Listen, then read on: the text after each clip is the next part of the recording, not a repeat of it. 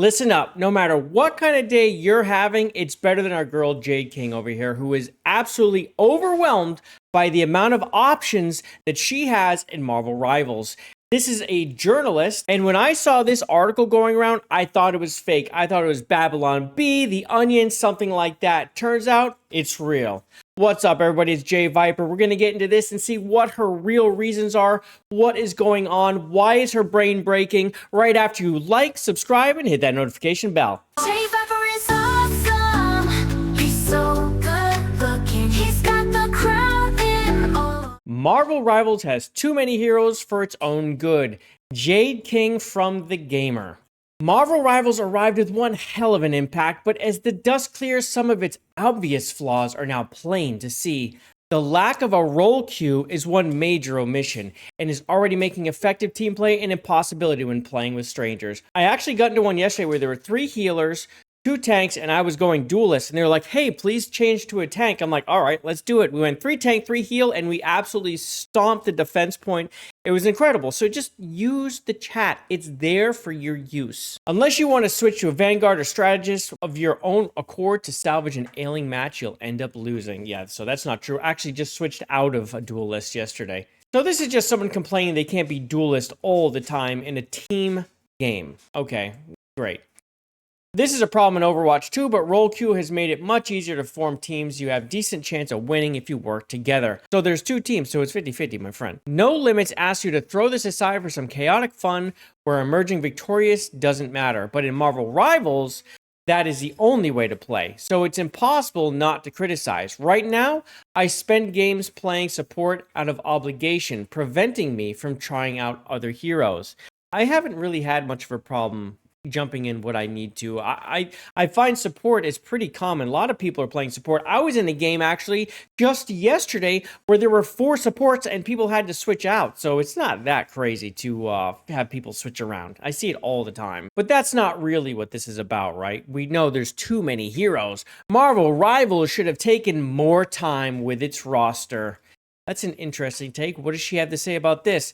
NetEase has created a hero shooter using one of the biggest licenses in the world in a free-to-play format where people will want to jump in and play as some of their favorite heroes without restrictions.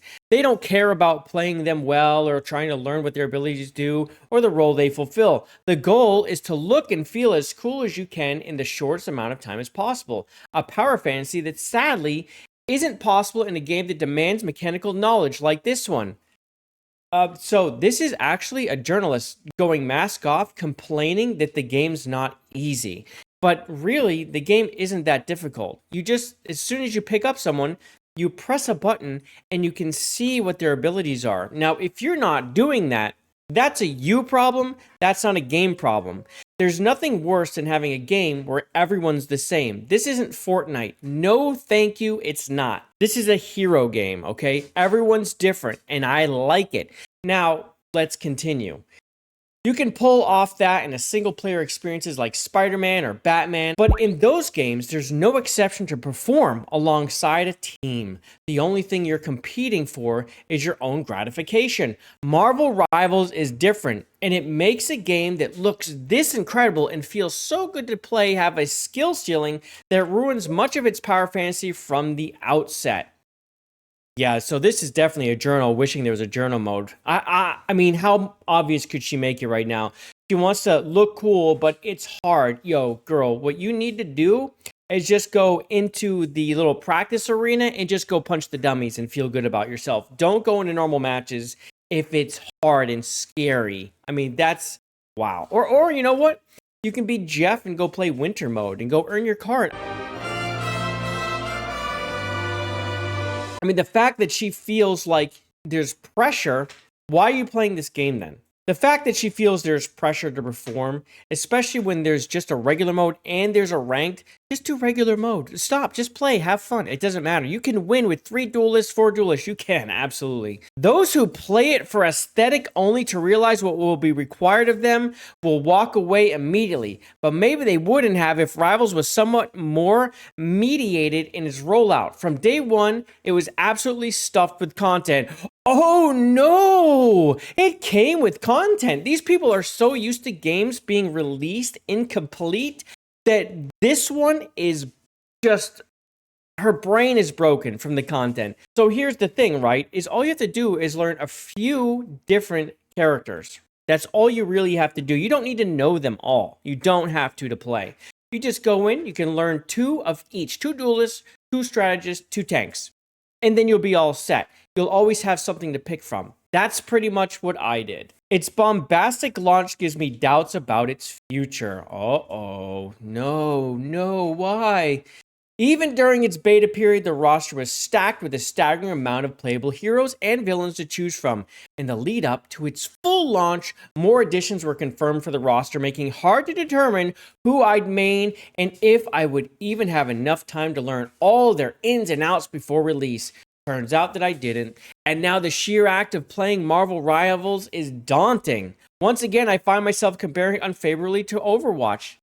I mean, yo, it's not that difficult. You get in, you use one of the characters you like. It's not a big deal. You don't have to know them all in and out. And as you play, you will learn them if you just stick to one. This is silly complaining. I mean, come on. Overwatch launched with 21 heroes, while Rivals stepped out of the gate with 33.